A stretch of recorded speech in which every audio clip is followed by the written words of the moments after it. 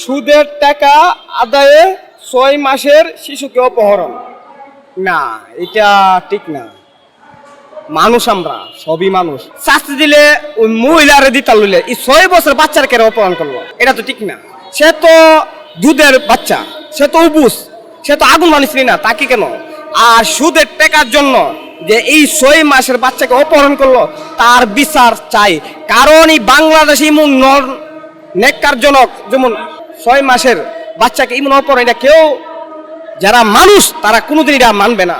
আমি চাইবো যে এই ঘটনা যেন বাংলাদেশে আর না ঘটক, আর যে ঘটনা শরীয়তপুরে ঘটছে তার বিচার চাই। কারণ এই বিচার যদি না হয় আরেকজন করবে, আরেকজন বাচ্চাকে এমন করবে। আমি বলবো এমন নেককারজনক ঘটনা যেমন আর না ঘটে।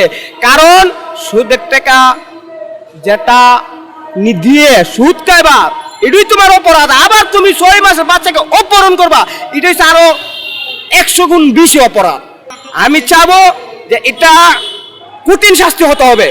আর এই ঘটনা, এই শাস্তি থেকে যেমন আর বাংলাদেশে কোনো মহিলার বাচ্চা, কুলের বাচ্চার জন্য কেউ অপহরণ না করতে পারে, ওই দিকে মানুষের নজর থাকবে। শাস্তি হলে, আর শাস্তি না হলে মানুষ করবে, শাস্তি হতে হবে।